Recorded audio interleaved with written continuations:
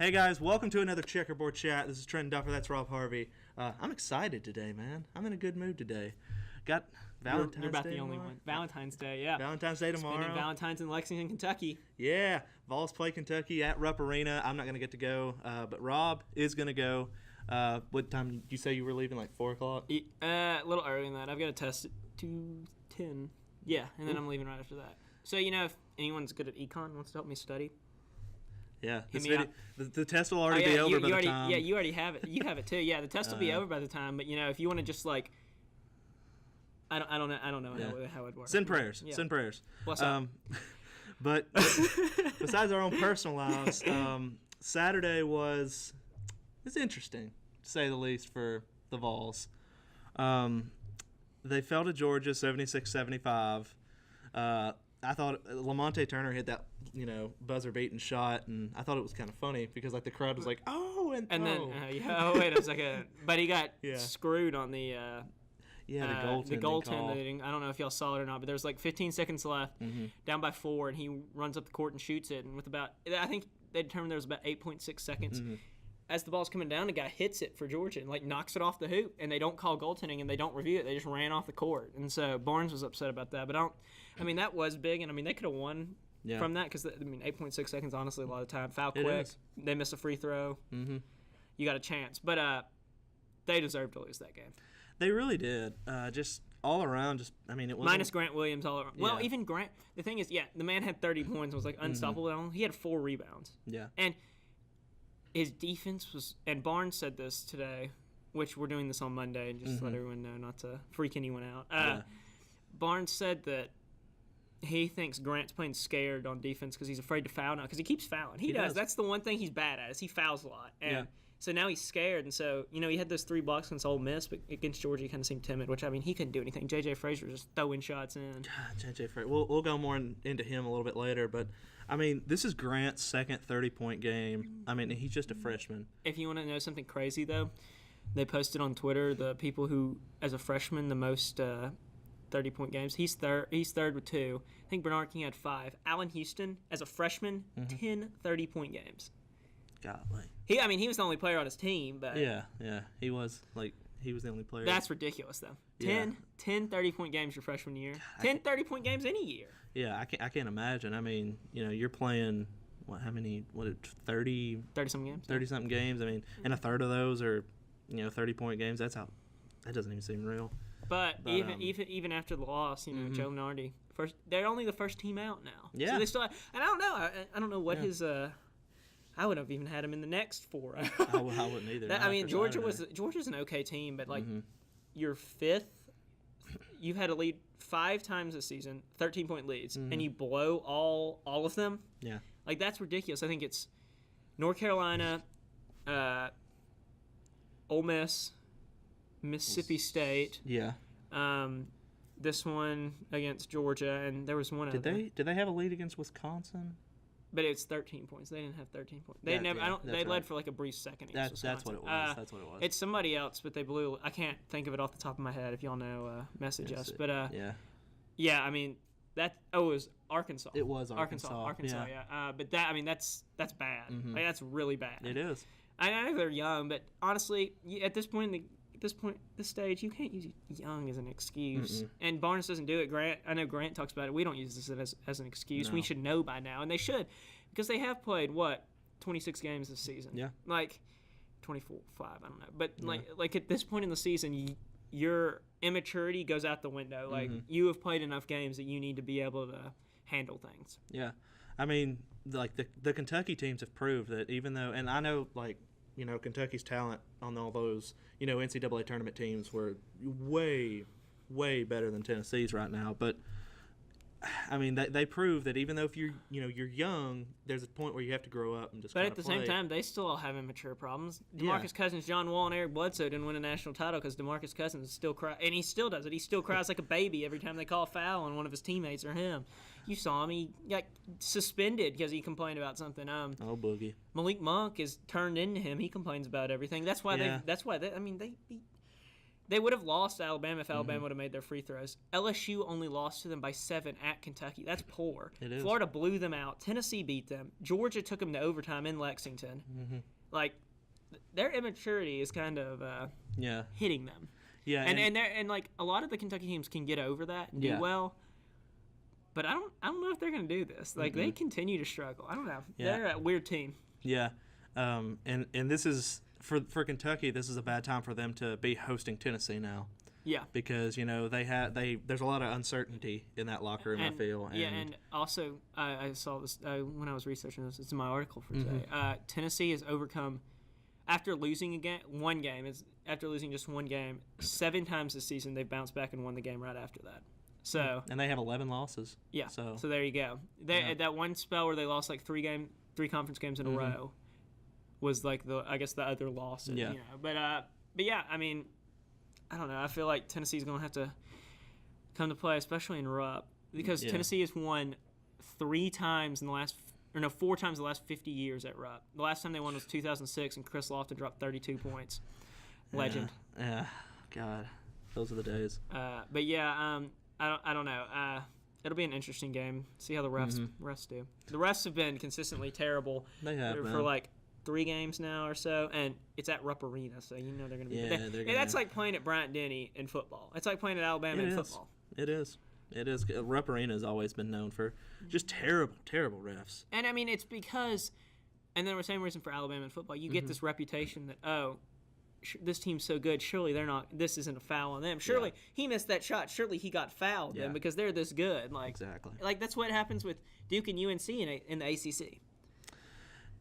You're right. I mean, you're 100% right. But kind of shifting gears back to the Georgia game, you mentioned J.J. Frazier, and I did my notebook on him, and that was in yesterday's paper, and then of course you had your preview today online. So check both of those out. But check Tuesday's paper. Yeah. Maybe. Yeah. But yeah. Frazier he had 28 last year against the Vols, and just lit it up, even though Georgia lost. But this year, won. I'm sorry. I'm thinking of the year. I'm thinking of 2 years. His freshman year, and he only had like 10 points or something. But yeah, last year they came back and won, and then this year they obviously came back and won, and because he's gone off, and somebody asked him why that is, and it says it's because they're down. They're losing to him every time. Yeah. I mean, he was unbelievable though. I made a little it wasn't a wager. I didn't wager any money, but my roommate jokingly said over under for J.J. Frazier is 23.5, and I said I took the over. I was glad I took the over because that's right. I mean, he 30 or 28? 29. I mean, and he scored 20 of those in the second half. Yeah. He was at the 15. I put this in my story, but at the 15-13 mark, Grant Williams hit a jumper. From that point to the end of the game, Georgia scored 37 points, and JJ was responsible for 31 of those. Well, they went on a 40-26 run after Mark Fox got that technical foul, which he was standing in front of his player yelling at the ref. He knew what he was doing. Oh yeah. And J.J. Frazier was like, I don't know if that affected us. That did. That fired him up. That got them angry at Fox, so they played better that way. I mean, it was. I mean, like you said, 40-26 run. I mean, he was responsible for 31 of their last 37 points. I mean, scoring 17 and assisting with 14. So it was like I don't think he's going to be that good of an NBA talent. No, he's too small. Isaiah Thomas is small. Yeah, but JJ, I don't. Yeah, I mean he's too inconsistent. Yeah, JJ Frazier's no Isaiah Thomas. Like if you look, his stats are very inconsistent. I mean, we've seen him twice against Tennessee the past 2 years, and he's gone off. So I mean, I know people think, oh man, he's incredible then, but like if you look at his stats, they're very inconsistent because he shoots so much. He goes games where he doesn't hit anything. So I mean, it's gonna happen. Yeah, I mean, even though he ended up 11 of 19 from the field, but a lot of those were like crazy acrobatic layups that somehow. So I don't understand the spin on some of those because it hit off the side of the backboard and then just spun right in like that last one. Also, can we talk about the fact that Lou Evans was in the game right at the end and fouled Frazier on that and one that sealed the game? I think I saw this on Twitter and I agree. I think the fans' obsession with Lou got in Barnes' head and he's like, oh yeah, Lou must be good if the fans are obsessed with him. We have to put him in the game, and then he goes and screws it up.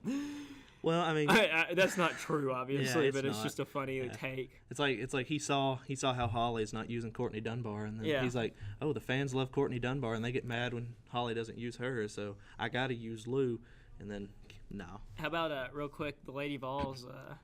Sunday they went 8 minutes and 47 seconds without a field goal or without a point. I think without a point. They had only 4 points in the fourth quarter.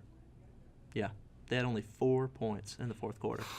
Wow, that's brutal. Yeah, and they lost on the last second shot, which means Texas A&M's struggling just as well. I mean, that's bad. I mean, last year at the SEC tournament in Jacksonville, I went down there and covered it, and like A&M was a good team. Yeah, didn't they beat Tennessee? No, Tennessee beat them. Beat them. Yeah, Tennessee upset A&M that day because I can't think of the girl's name, but they had some girl who was really good. A&M did, and so Tennessee upset them and then lost to Mississippi State the next game. But that's right, it was Mississippi State. But A&M is struggling this year. They're not. They're I think 4 or 5 games over 500, so they're not really a powerhouse team. But I mean, they shut Tennessee down, and the Lady Vols. Well, I mean, I mean, we were both working, so we didn't get to see any of the game. But from what I heard, the Lady Vols had so many buckets that they just missed, wide open shots that they just could not hit. And so, I mean, that's a problem. Yeah, and as our Lady Vols beat writer Tyler Wombles has pointed out in his past 2 stories, Alexa Middleton is now starting at point guard. And she had 13 points. She had 13. Yeah. She's starting over Mimi Jackson. Which, I mean, makes sense to me, honestly. It does. But do you think that change in the lineup may have changed, I don't know, how the Lady Vols have played? Or no, because, I mean, they've been playing well. It's not like they've been – I mean, and it was just that one quarter. I don't know. I mean, and I don't think she had anything to do with it because she did. She had 13 points or something. So, I mean, obviously having her on the court was beneficial. Yeah. But – no, I don't know. It's just it's weird. It's weird. They probably they have 2 subs. They do. And one of them, well, I guess they have 3, including Courtney Dunbar, but she never plays. I don't know. I don't know what happened. I don't either. And I know yesterday a lot of fans were understandably upset after that game. But I know one of our tweets was sent out that said the Texas A&M's coach was, I think it said, implores fans to back Holly and stuff and keep her to stay, which doesn't bode well for her because it's if an opposing coach is saying she needs to stay, that means I like beating her, she needs to stay because we'll have a better chance of beating them. Then. He I thought it was funny. He's a goofball. Apparently. He is a goofball. He said if I'd have done what Holly had done here in 4 years, they would have built a statue of me. Yeah, I mean he's not wrong. Holly's done a great job here. She has, but. No Final Fours, though. Yeah, no Final Fours, all Elite Eights. It's, I mean, I can understand the fans, anger because, but at the same time, you can't replace Pat Summitt. I mean, no, it doesn't matter. It doesn't matter who you bring in. It's like whoever replaces Krzyzewski. It's not gonna go well. No. You saw Krzyzewski missed a few games this year, and Capel. I mean, he struggled. They lost their first 2 or 3 ACC games. I mean, it's the same thing. Yeah, honestly. I mean, when you replace a legend, whether it's Coach K or whether it's Pat Summitt or whoever it is, there's going to be a period of 5, 6, 7 years where you're just kind of down. Yeah, and they're not down either. They make the Sweet 16 Elite 8 every year. It's not like they're terrible. Oh yeah, I mean that's. Yeah, and I can't think of the article, but I saw somewhere that said Tennessee's either going to make the Final Four this year or they're going to lose in the first round. I could see that honestly, and I could honestly because I mean they beat Notre Dame, they beat South Carolina at South Carolina, breaking some 40 or 50 game home streak or something. That's ridiculous. Yeah. And then they go out there and go 8 minutes and 47 seconds without scoring a point to end the game against A&M. I don't understand it. The men, I can kind of understand, but they fell out of the top 25 today. Yeah. I know. I mean, I can understand it with the women because they do have such few subs. They get tired, but at the same time, the inconsistency is just weird. Yeah, I mean, they have that big 3. Could you call them a big 3 of Jamie Nard, Mercedes Russell, and Diamond? They're too inconsistent. No. Well, Jamie's not as inconsistent as Jamie's the the other most two. consistent. Mercedes and Diamond are very inconsistent. Mercedes is dropping double-doubles like crazy this year. I mean, so is Diamond for the most part, but she takes 400 shots. Mm-hmm. I mean, yeah. I don't know. Don't get me started on that one. I get heated. I'm talking about the amount of shots she takes. Yeah, Diamond takes a lot of shots for sure. A lot of air balls. She must be leading the NCAA in airball threes. No offense to her, but I mean, it's kind. I think she's averaging probably like 2 a game. I'll watch a game, and it's obvious she's going to airball one. Oh yeah, yeah. But I guess transitioning back to the men now. So with Tennessee's loss to Georgia, do you think that like officially rules out an NCAA tournament berth? Because I mean, if they beat a South Carolina or Kentucky on the road and they win all the rest of the games, they should. Not saying they will. They should. That still sits them at what? 19. Have they won 14 games? 14. Yeah, 14. So that's a win against Missouri, 15. Win against Vanderbilt, 16. Win against LSU, 17. Alabama. Win against Alabama, 18. Win against South Carolina or Kentucky, 19. And even if they don't win, that's 18 wins. If they win 2 games in the in SEC tournament, that's 20 wins. They're not going to keep a 21 team out of the tournament who's still in the top 50 in the RPI. Yeah. And who has a strength of schedule of about 3. Yeah. Yeah. So if Tennessee loses on Tuesday, which is tomorrow for us, which is probably going to happen. Which is it's likely. I mean, I doubt Kentucky lets the same thing happen. They'll probably, now that they've seen that Bam's going to have 4 million points, and Malik Monk, they're just going to set screens for him, and he's just going to jack up threes, and they're going to go in. Yeah. So he's not going to go 3 of 13 from the 3-point line again at his home place. He will not. He will not. Not this time. I just want to know if he's going to posterize Grant this time. You remember he almost just laid down. That was a Blake Griffin-esque dunk if he had finished that. He almost laid down the hammer on Grant. It would have been dunk of the year I'm pretty so sure far. I told you I was about to walk out if he had finished that. Oh yeah. I mean it was ridiculous because I mean he just because that was the one that was good. Yeah. Yeah. Because that was the one where he came from the top of the key and like ran. Well, he stole the ball. He stole the ball, and was coming from the side and just like. And I mean, he didn't make it to the hoop, but he threw it off the back of the. It ended up hitting off the back of the rim. That's what it was. Because like I remember like I saw him like drive in, and I was like, surely not. I thought he was just gonna do some like fancy layup, and then he just. And then he brought it back, and I was like, and I was like, oh no. But I mean, luckily he missed that, or Tennessee would have been on the SportsCenter top 10 for all the wrong reasons. For all the wrong reasons. Oh yeah. But yeah, like I agree with you. I think if you lose to Kentucky and then win out and then win a couple games in the SEC tournament. I mean, I still think if they lose to South Carolina or Alabama, which Alabama's a fine team, they're still okay. Yeah, is Alabama at home? Yeah, it is, isn't it? Yeah. It's a trap game because it's the last game of the season. So if they like end up losing to Kentucky and then beating South Carolina and it comes down to that, like to make it 19 wins, that's going to be huge. Yeah, because that's senior night, isn't it? Yeah, for last game of the season. Yeah, for Hubs and it is. Yeah, and Lou, Hubs and Lou, golly, they're Lou has been a fan favorite. He was awful Saturday though. He had 2 points and it was a little putback, and he had 4 fouls, and he was back to his old self. It was rough. And I have a feeling that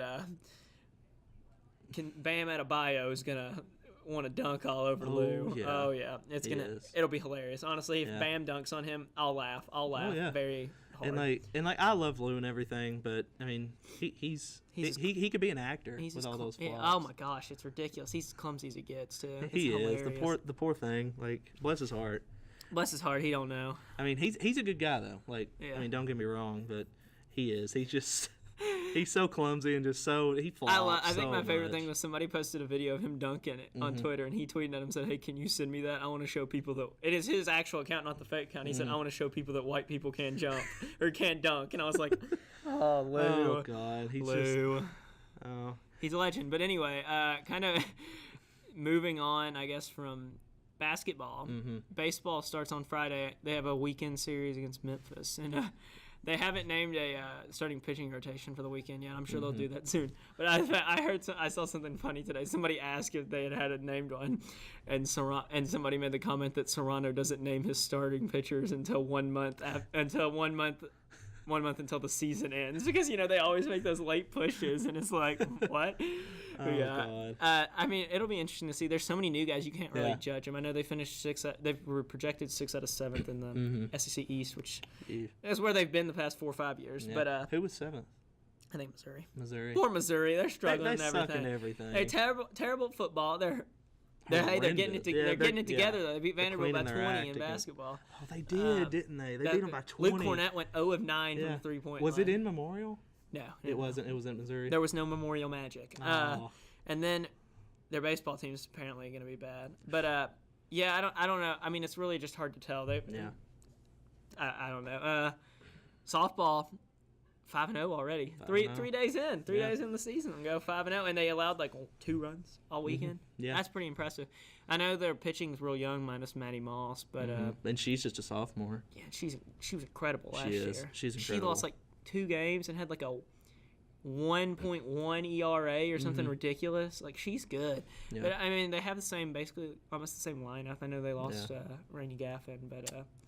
Yeah, and that's a tough loss. That is a tough loss because I mean you saw that in the tournament because she's a pitcher too, and they got beaten. They didn't even make it to the super regionals in the tournament because they just ran out of pitching, and so I mean I think they're 13th right now in rankings, which is pretty good. But I mean they'll be good. They'll be good again. Do they still have Megan Gear and Megan? Yeah, they got the Megans.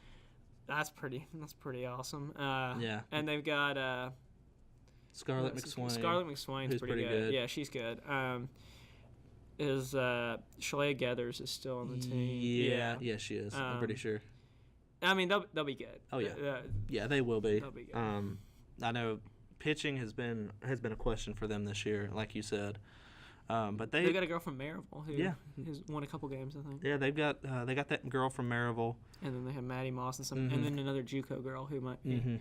Pretty good. So, I mean, they're not going to be great. I don't think they're going to go out and win the College World Series or anything. They might make the College World Series, though. Yeah, they might. I mean, they should make the Super Regionals, obviously. Yeah. And they should host a Super Regional, honestly. I agree. Who did they lose to last year? Was it Arizona State? It was Arizona State, but they lost to somebody else they shouldn't have.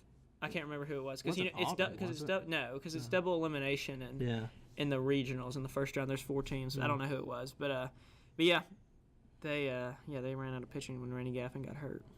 Yeah, I mean... And then, of course, tomorrow Tuesday is the start of swimming and diving. SEC championship. SEC championship. So that will be interesting. Yeah. I mean, it's Tennessee. I mean, Tennessee's got a good swimming team, but their women's team's really good. They beat Florida for like the first time in some. I don't know, it was something crazy. And so, yeah, I mean, it'll be interesting. A lot of Olympians will be here. Which will be a cool thing. Yeah, that's cool in itself. I think. Yeah, just seeing somebody who has gone and won, because I think Georgia has somebody who won. I want to say a medal. I don't know what medal it was. No, they did. I can't remember. I remember watching the Olympics and being like, "Oh wow, that person's from Georgia." Yeah, I mean it'll be interesting. You should everyone check the Beacon website for some coverage on that because there's 3 days. It's 4 or 5 days of it. Wow. It goes to Saturday. Oh, okay. Yeah. So shows you how much knowledge I know. But yeah, y'all should definitely check out the website for that stuff. Yeah. I mean, there's a lot going on this week for sure. Yeah. I mean, softball. When do they? Softball plays again this weekend, I think. Yeah, they do. And then baseball. And then baseball starts. And women's tennis has something. Men's tennis has something, I think. But so it'll be a busy week. I guess kind of wrap some things up here. You got any final thoughts? We have to have our one final thought. Our final thought. I'll give you a hot take. Okay. I'll say Tennessee loses to Kentucky on Tuesday by 5. That's not a hot take. Well, no, I'm still going. Okay. All right. They lose to Kentucky by 5 on Tuesday. They win out and make it to the semifinals of the SEC tournament. I could see it. I got to think of a thought. You put me on the spot here now. I say Tennessee baseball team doesn't have to scrape into the SEC tournament this year. They're comfortable. They get comfortably in this year, backed off their young pitching. Ooh. There you go. Ooh, but no Serrano as a starter. Yeah, he's going to be a closer, which might be a good thing. I mean, they have a lot of young pitchers who throw some some heat. They did. That was bad. I said throw. Throw some heat. There you go. Yeah. Great times here. Yeah. So thank you guys again so much for watching. Be sure to check out not only this video but some of our past videos. We've talked about just about everything that UT Sports has to offer. Don't be afraid to leave comments. Tell your friends about us. Tell your friends to watch us. Tell your family to watch us. Share Tweet us. Facebook us. Twitter, Instagram. Snapchat a little clip. And we are on YouTube. So make sure you guys check out YouTube. And I think we posted on Facebook and YouTube. So get us out there. We'll love you forever. So close it. I will anyway. This is Trenton Duffer. That's Rob Harvey, and we'll see you guys next week.